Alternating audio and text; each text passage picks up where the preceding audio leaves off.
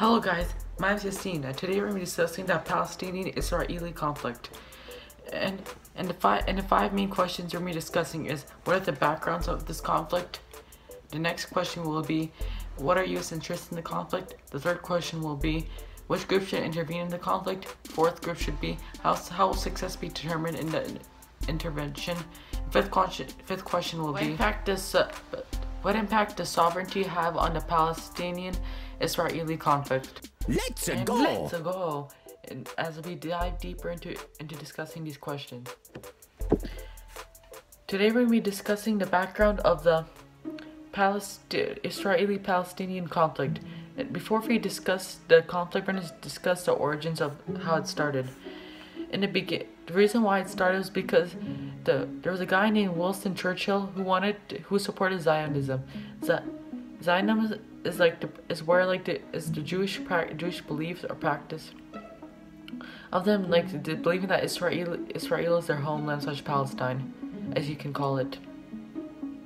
Because after World War II happened, of where the Nazis had exterminated a lot of the Jews, this had justified the reason for all of them to immigrate to Palestine. So basically, the British assisted the Jews the Zionists in invading the sacred land of Palestine. In doing so, many of the Palestinians were kicked out of their home, and there was no place left to go. And this all occurred after World War II, around the world 1948, of which the Balfour Declaration declares that Israel is an independent country. British was a country that helped out an invasion. 1 hour later. And then we're discussing that the land of Israel was split into the state of Israel, the West Bank, and its Gaza Strip. In October 1973 of the Yom Kippur War, Egypt and Syria surprise attacked on Israel because of them occupying the Sinai Peninsula and the Golan Heights. The Camp David Accords claimed that the conflict in 1979, at which Egypt and Israel had a peace treaty. The first infida occurred in 1987, which the Palestinians living in the West David Accord and Gaza had a massive uprising. The uprising was halted by the Oslo Accord in 1993. It set up the structure for the Palestinians to govern themselves between themselves and Israeli government. There was a second uprising by the Palestinians in 2000, except it was much more bloodshed. In the summer of 2014, 3 Israeli teenagers, later on the Hamas, fired 3,000 rockets at Israel, which they launched airstrikes on the rocket launcher. Another terrorist group targets another terrorist. There were 2,200 Palestinians killed, and there has been peace talks on from 2013 to 2015. It had been halted because the Palestine Authority made a unification of the Hamas groups. The U.S. wants to protect it. The U.S. interest in the Palestine-Israeli conflict, that they want to protect the country of Israel, and they want to achieve a lasting agreement between Israel and Palestine territories, which in result improving regional security. U.S. had given warning about Israeli's policies in the West Bank by Netanyahu. U.S. provide Israel with security guarantee and creating an environment with its region negotiations. President Obama had to consider to support Israel Jewish rights, and then you have to worry about the fact that Palestinian children having no freedom or opportunity because of Jewish. Just stop it. Rights and maintaining order. The U.S. should also be involved because they're trying to negotiate the problem, and they're allies with Israel. Iran, because it plays a role in the conflict, and Israel's enemy. Turkey also should intervene in this group, since they kind of have some relation with Israel, and also they're on Palestine side, so they have an easier way of intervening in the conflict. But recently, the Prime Minister Erdogan had invaded Israel in some sort, launched an attack, of which the relationships have been becoming better. Syria will recommend to be an intervention because they're busy with the Civil War, and the problem is that they want the Golan Heights, which won't be a success.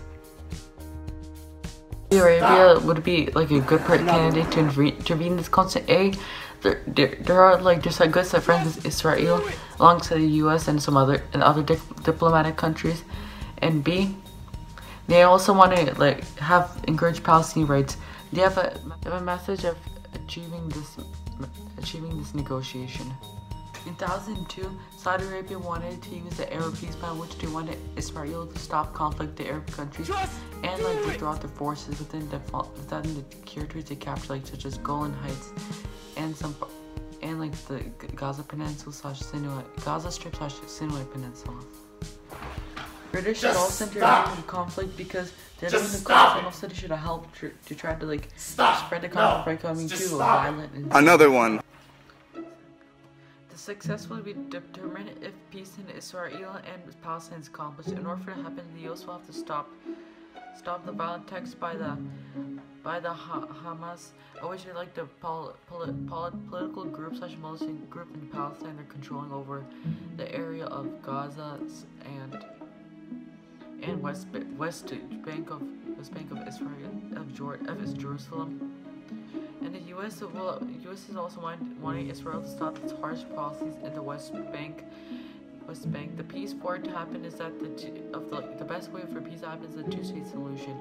It will drive Israel and Palestine to two separate countries. The mission is that Israel's settlement to illegally occupy West Bank. It has caused many problems. The UN will have to solve the issue by placing its barricade, which they have done that before for peace, such as the Rwandan genocide.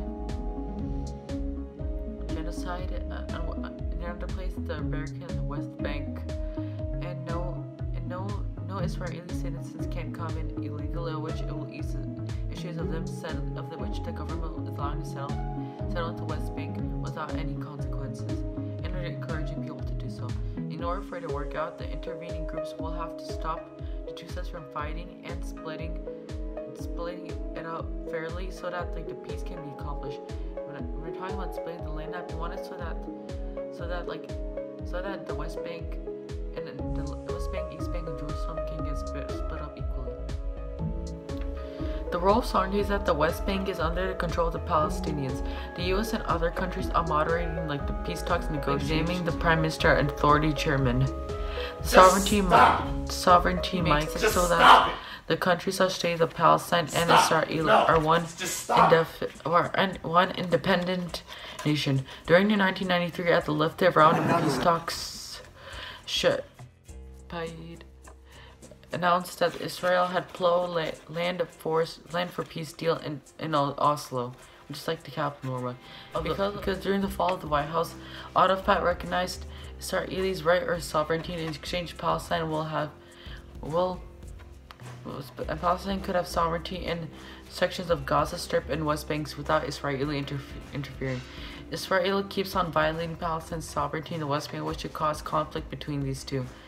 And they've taken part East Bank / parts of Jerusalem that they previously controlled. Gaza was a strip of land controlled by the Hamas, which they are sovereign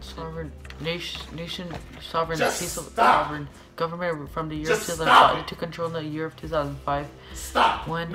Another one. Ariel Sharon pulled out Israeli settlers single-handedly. It was occupied by Egypt at first, then Israel during the 1967 war, and later Israeli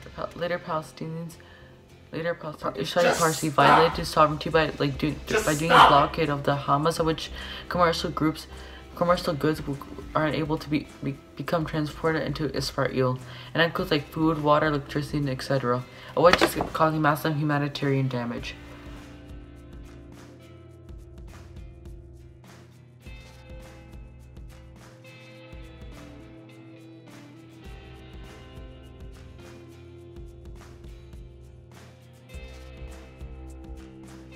Damn, son, where'd you find this? Wow,